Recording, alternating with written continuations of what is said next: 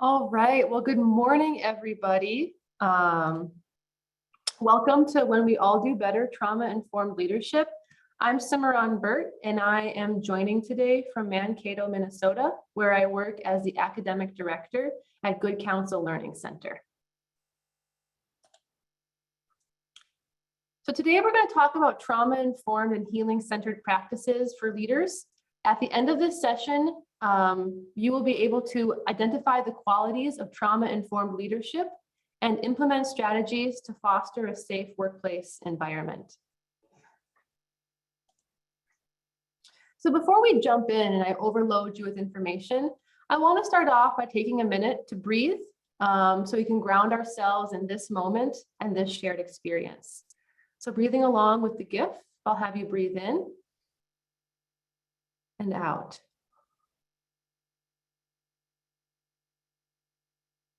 In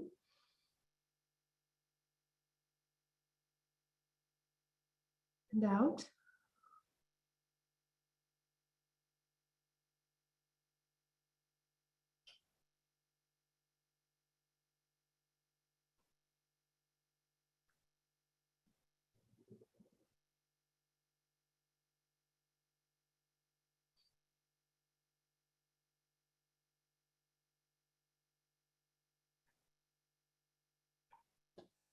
As I was telling Heather and Kirsten before everyone joined, this regulation experiment is for your benefit to help you get grounded and ready to learn.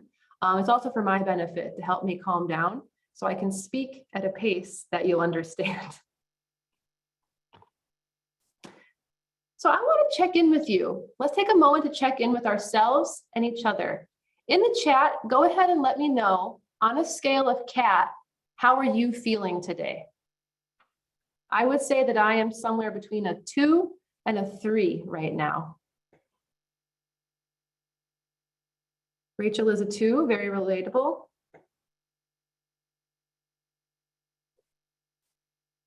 A solid 6 from Kelly, excellent.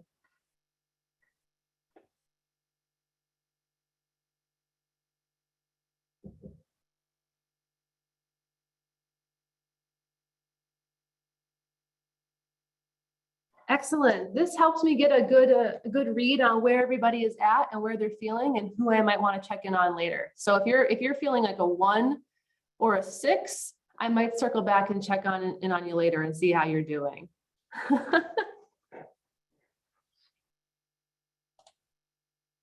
All right, so I want to introduce myself. My name is Simran Burt, and like I said, I'm the academic director at a community-based adult education organization in Mankato called Good Counsel Learning Center. Since 2020, I've also been on the presentation and conference circuit talking about trauma-informed and healing-centered practices. In my free time, I like to explore. This photo was taken of me at the Two Harbors Lighthouse in Two Harbors, Minnesota, one of my favorite places in the world. I'm also a renowned and avowed crazy cat lady in my free time.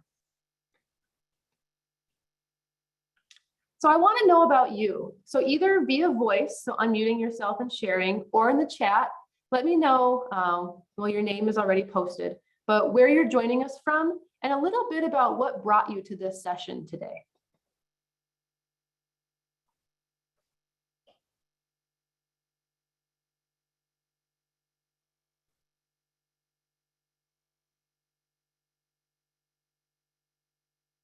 Excellent. Always good to see people from Think Self. Great.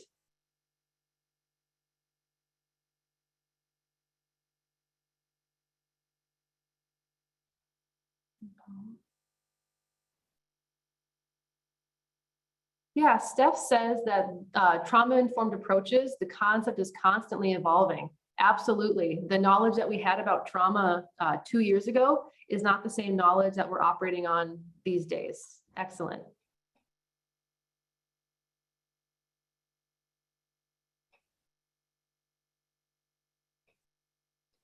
And I see a lot of people bringing up the reasons they're here is because themselves, their staff, their friends, the people they serve have experienced trauma. And we're going to talk about that as one of the common denominators about why trauma-informed practices are useful in any organization because trauma is a common denominator, as we'll talk about. Excellent. Many of my students have had really challenging pasts. I want to honor their voices and help them move through these experiences. Beautiful. That really is the crux of what we're going to be getting to today. Thank you for sharing. It's great to meet all of you. So we're going to start with an overview of a couple of terms and concepts, including trauma, trauma-informed, and healing-centered.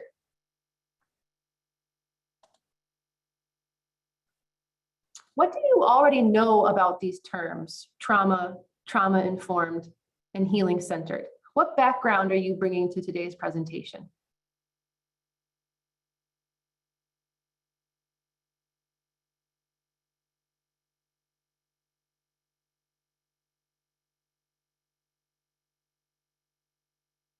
It sounds like a lot of you have experience working with individuals who have had traumatic experiences.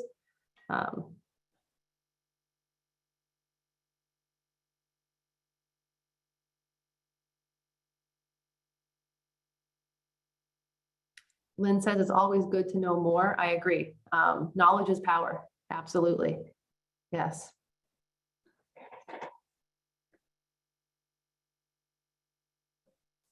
Yeah, and a lot of talk about the work, our students having these experiences as well too.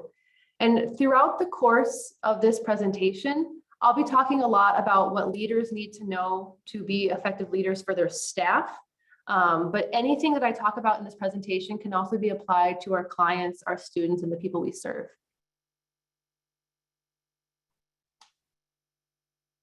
Excellent. Well, I'm going to keep an eyeball on the chat, but with that, let's jump on right in. So the first term I want to make sure that we all have in common is trauma. And the way that I define trauma is a negative experience, its resulting physical and emotional injury, and the long-term effects of the exposure. So trauma is not just the upsetting moment or the upsetting event, but everything else that follows as well. We know that trauma exposure and adverse experiences have lifelong impacts on overall health and wellness, which includes permanent changes to parts of the body, the brain, and other organ systems. And these structural, chemical, biological changes that take place in our body as a result of trauma can have impacts on our psychology and our behavior as well too. I think the thing to keep in mind about trauma that I have both learned from an academic perspective as well as an interpersonal perspective is that one of the core experiences of trauma is one of profound disempowerment.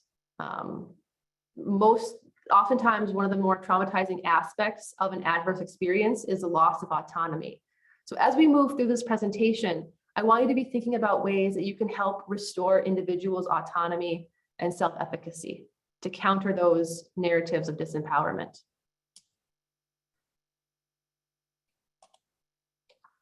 Our next term is trauma-informed.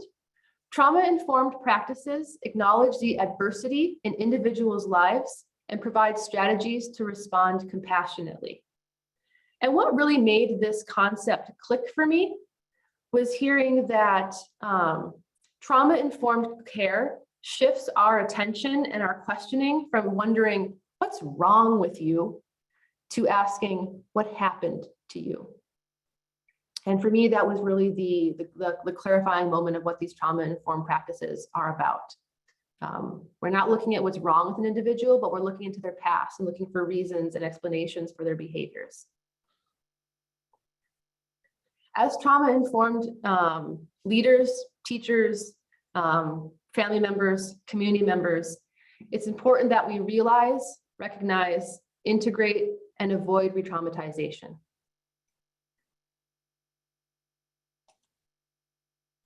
Along the same lines, we have healing-centered. And I've actually seen a shift away from using the phrase trauma-informed towards healing-centered. And that's because healing-centered practices are a little bit more broad.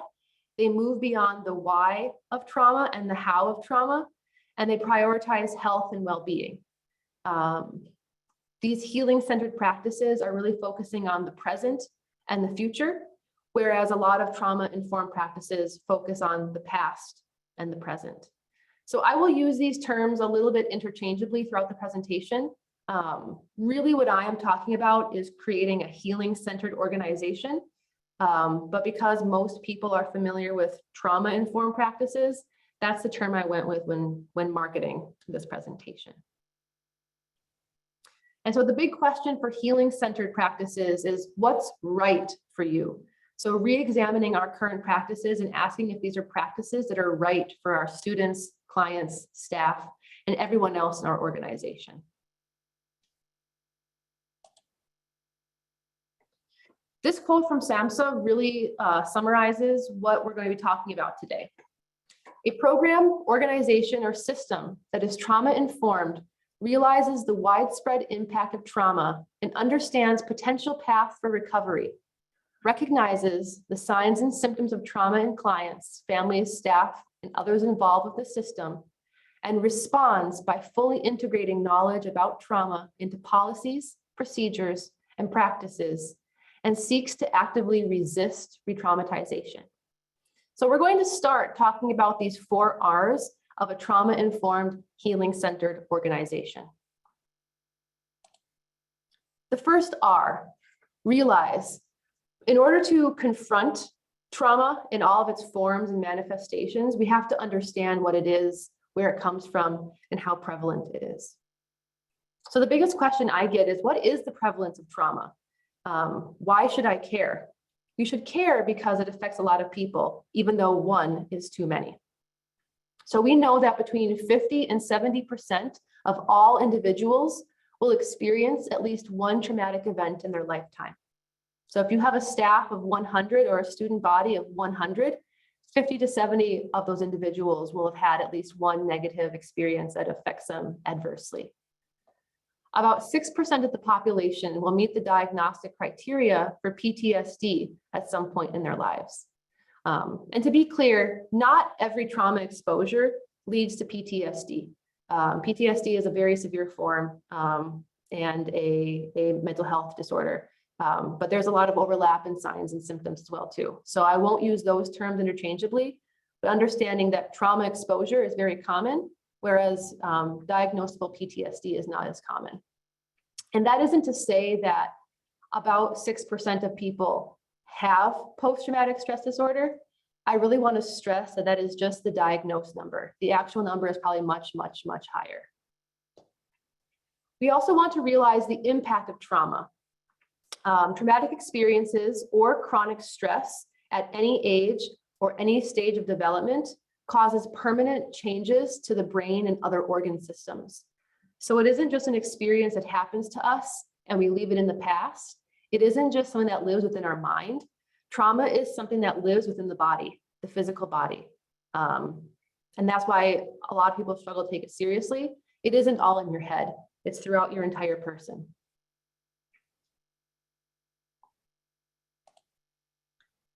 The second R is recognize. So now that we know what trauma is, we want to recognize it and see it, recognize its manifestations in the people around us, and help identify who needs the most help and the most attention. So we know that those permanent changes that happen in the mind and body are linked to decreased attention, memory, and cognition. And for us as teachers, as educators, as people working in education, that means that trauma is closely linked to trouble learning. Attention, memory, and cognition are all vital skills that you need to learn. So the link between trauma exposure and inability to learn is really close. We also know that a lot of problematic behaviors can come as a result of trauma. Hyperarousal can lead to symptoms such as irritability, fidgeting, and chattiness, whereas hypoarousal can manifest as inattention, spacing out, falling asleep, and lethargy and apathy. So a lot of times these behaviors are the result of feelings, and these feelings are a result of what has happened to the students. Other symptoms of trauma exposure can include substance abuse, eating disorder, disassociation, irritability, insomnia, decreased concentration. Now, looking at this list, how might these symptoms affect how someone navigates their workplace or their school life?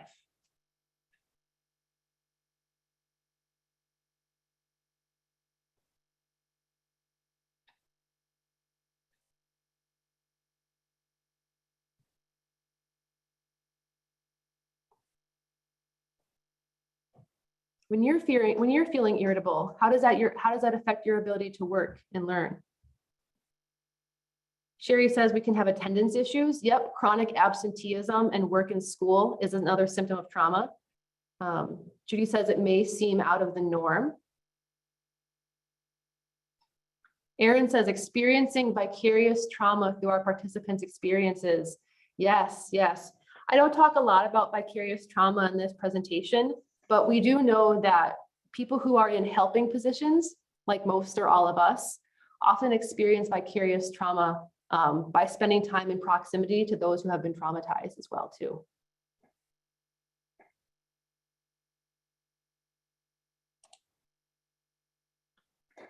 So there are 5 core experiences of trauma. Not every individual that has had a traumatic experience will exhibit the same symptoms as another, but these core experiences are things that are held in common between all individuals who've had these experiences. And these are feelings of disempowerment, helplessness, disconnection, the repetition of past, and lack of choice. So as leaders, what we want to do is we want to create environments that counter these narratives, that make people feel empowered, connected, grounded in the present, and that they have a lot of choice.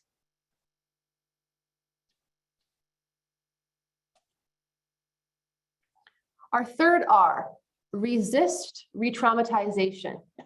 So this means that we don't want our organizations or our programs to be sites of trauma, either new or bringing up old wounds. We want to be places where healing is happening, not harm.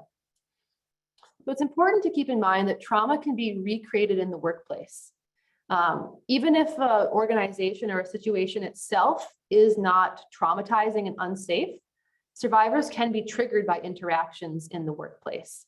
For example, a victim of verbal abuse may relive their trauma after being spoken to harshly.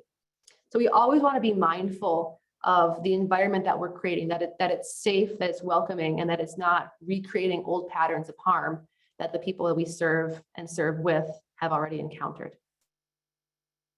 It's also important to set expectations for positive, empathetic behavior.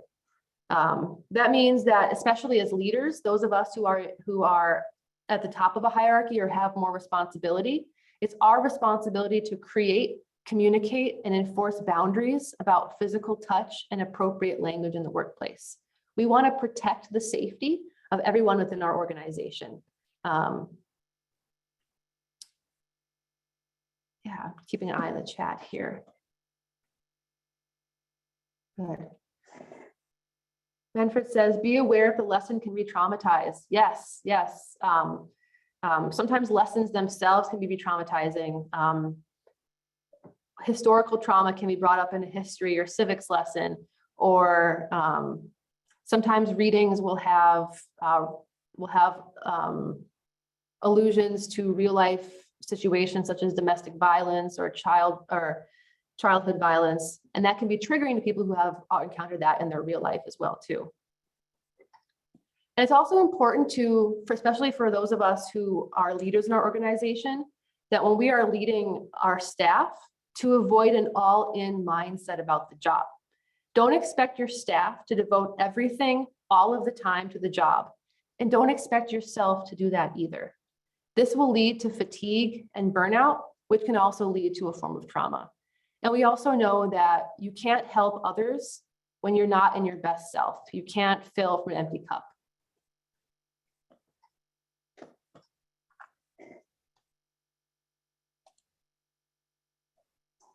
So asking the big questions. What is trauma-informed leadership? What is healing-centered leadership? These are the questions that you came to have answered today. So let's go ahead and jump right in. Before we start though, in the chat, I would like you to list some of the qualities of a good leader.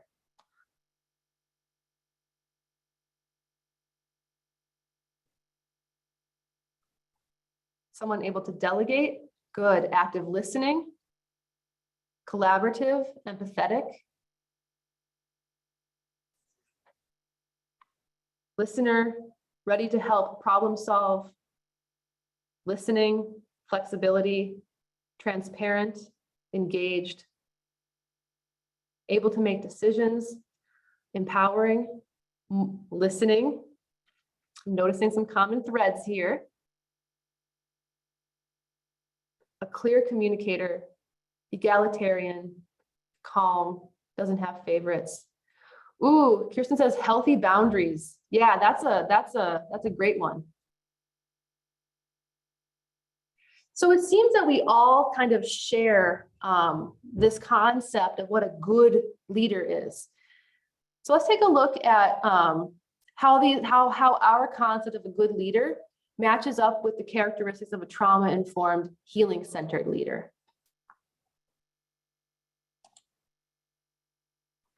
So this list was taken from a study that was done into trauma-informed leadership. A number of people were surveyed and asked what qualities that they found most helpful for healing in their own workplaces. So leaders who are humble, compassionate, vulnerable, patient, accountable, creative, empathetic, consistent, curious, transparent, and collaborative. All things that we've seen in the chat, right? A good leader is a trauma-informed leader. A good leader is a healing-centered leader. We also know that these other characteristics include approachable, welcoming, dependable, emotionally intelligent. They have a growth mindset, warm and welcoming, conscientious of differences, open to feedback, and not inclined toward microaggressions. Does anything on this list surprise you or stand out?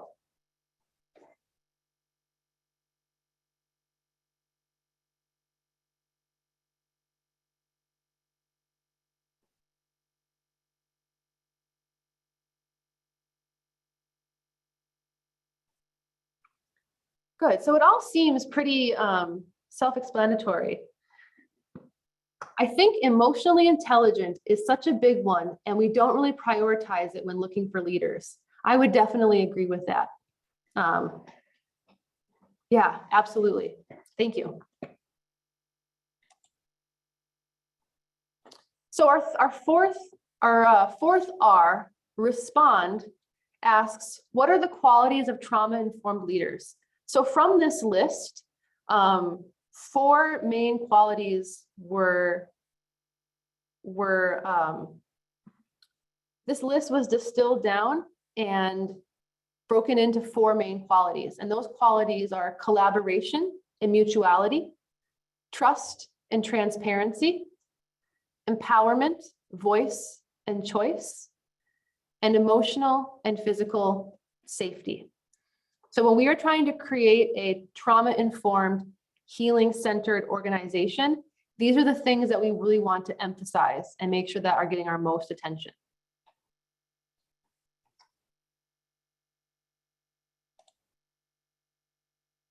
All right, I believe this is time for our breakout.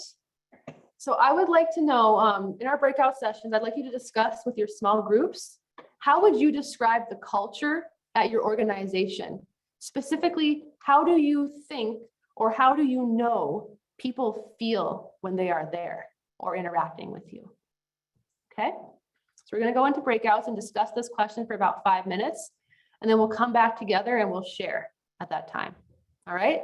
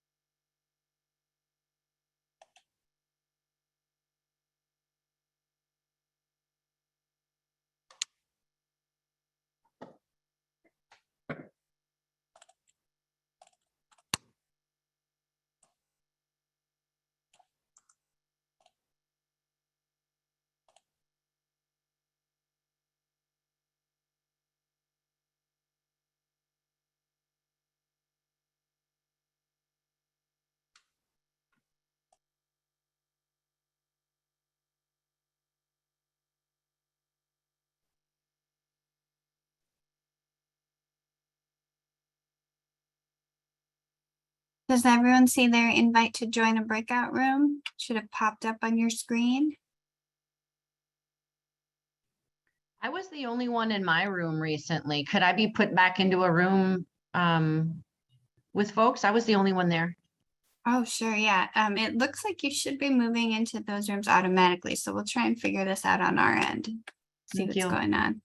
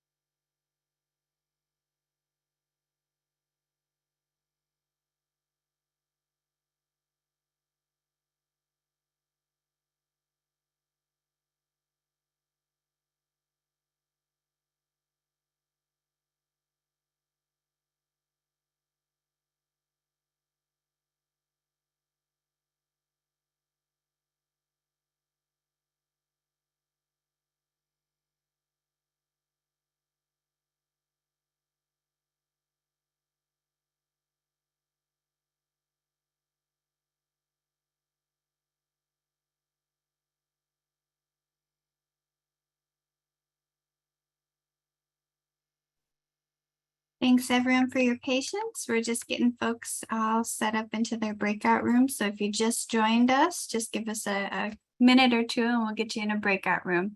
You can look, you can see on the slide what we'll be discussing in the breakout rooms.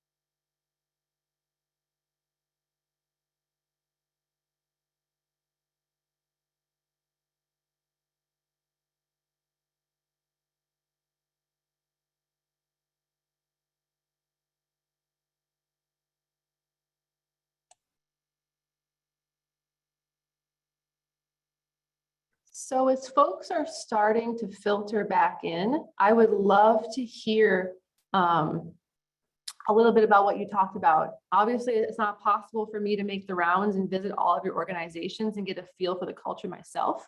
But let me know. How would you describe the culture at your organization? How do people feel there? Go ahead and let me know in the chat, or feel free to unmute yourself and talk too. I'd love to hear a voice that's not mine. Meeting is being recorded.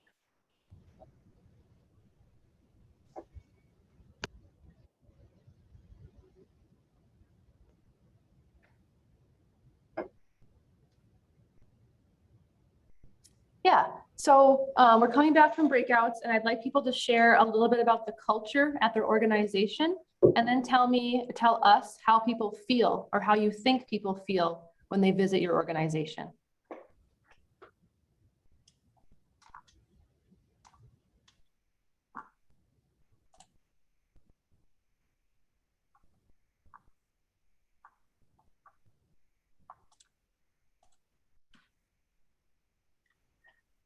Becca says people feel safe, respected, like family, supported and cared for. Wonderful. That is exactly the kind of culture that we'd like to create. Yes.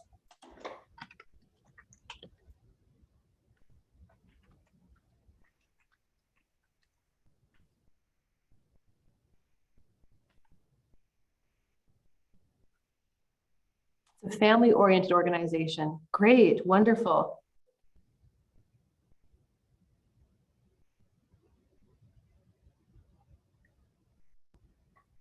So Erin from Think Self is saying that ensuring our org is fully immersed in ASL, warm, welcoming, safe. Everybody's welcome, strong team. I heard someone else chatting. Angie, was that you?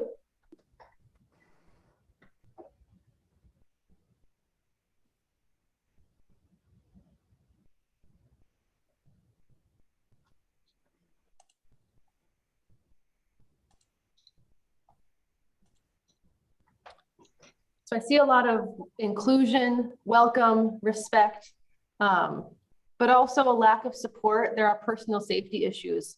Not every organization has to deal with that, but a lot of organizations do have to deal with poor culture or negative aspects of culture as well too.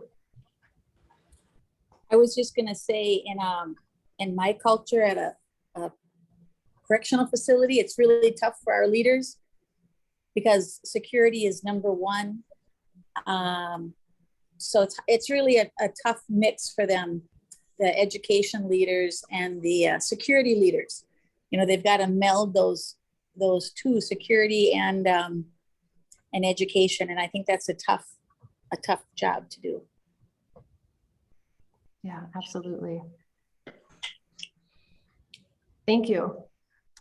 You know, and we're going to talk a little bit about safety and how, and I understand, even though I've never worked in that environment, but the DOC, how our ideas of safety and education can't always be applied in every single background as well too.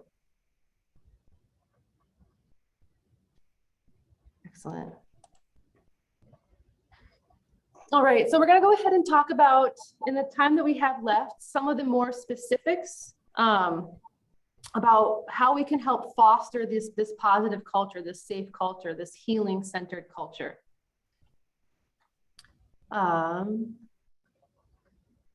So we know that a workplace that values and encourages collaboration pushes back against the narrative of disconnection. Almost all survivors of trauma at some time have felt disconnected from themselves, from their community, from their family. But when we create a workplace or a learning environment where collaboration is not only allowed, but encouraged, we create counter narratives to that negative narrative that they've experienced. At my organization, we have co-working, which is we rent a big room in the building and we all work on our separate stuff together. And this creates a situation in which survivors can safely exercise asking for help, sharing their thoughts, feelings, or ideas with others. We also know that a big piece of mutuality is dependability and follow through. So us as leaders, what are we modeling for our staff, for our students? I also really encourage leaders and organizations to avoid siloing, to avoid keeping people in separate areas, doing separate things with no knowledge of what's going on cooperatively. Creating teams allows for creativity, allows for interpersonal interactions, but it also allows more leeway for staff to lean into and step away from work as needed, knowing someone can and will catch up. We can't always bring our A game to work every single day, and nor should we expect ourselves to. But when we create co-working relationships, that creates an environment where people can step into and out of the work as they feel they are able to, and not feel like something is being lost. Having someone there to pick up the slack, having a partner, having someone for accountability can go a really long way in creating a sense of connection between coworkers and students as well too.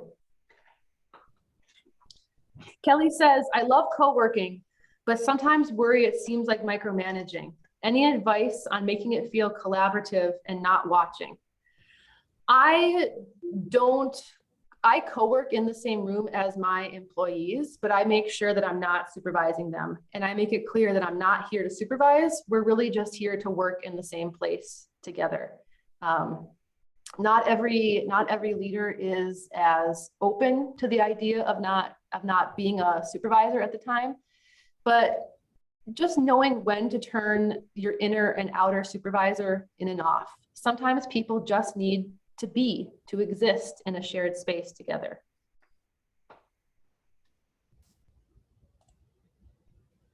The next big thing is building a culture of trust and transparency. And trust is not something that's built one time. You and I had one positive interaction and now I trust you. No, trust is built through regular, positive, and respectful interactions. So if you want to create a culture of trust, it has to be something that you work on every single day. It's not a training. It's not a speech. It's who you are as a person. It's your integrity. It's your character that you carry with you as you move through your organization. And when I talk about trust, it falls into two categories for me. We want our leaders to be trustworthy as a person, which means that they are personally accountable, they are predictable and consistent. And we want them trustworthy as a leader as well, that we can trust them to lead us in the right direction. Empowerment, voice, and choice. It's important for leaders and teachers to believe that your staff and students are capable of performing the work, that they want to do a good job, and that they are competent. So at any single juncture you can, create opportunities for staff to speak up and provide feedback, and take that feedback seriously. Check in frequently and meaningfully with staff, and give them a chance to voice their concerns, their positives, their soapboxes, and who they are as a person. All right, 5 minutes left. We're going to talk about safety. So we know that when surveyed, the majority of individuals indicated emotional and physical safety is paramount. So when I talk about safety, a safe environment is one with high structure and high warmth. An environment that is too warm and not structured enough can be neglectful or unpredictable.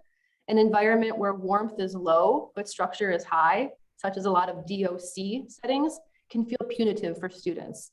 And that isn't always in our control. What we can control, we want to bring to this nexus of structure and warmth, which means transparency, predictability, helpful responses, all of the things we've been talking about today.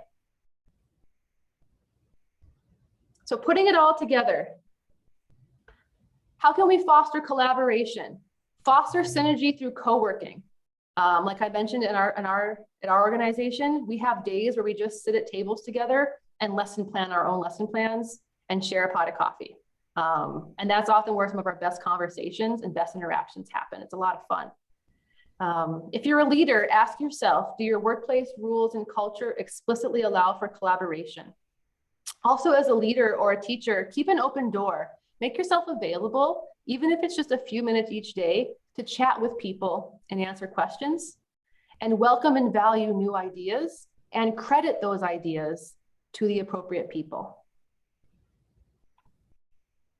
Transparency. Obviously, take responsibility for your actions and their effects, and meet challenges head on. Don't shy away from difficult questions or conversations, or don't try to bury problems. Take things head on. That will go a long way in increasing how much people trust you. Empowerment and choice. This comes down to the single question: do you empower your staff to be their best, truest selves? And so empowerment can come in a lot of different forms. We have decision-making empowerment. Are people allowed to make decisions about their own education, about their own work? Time management empowerment.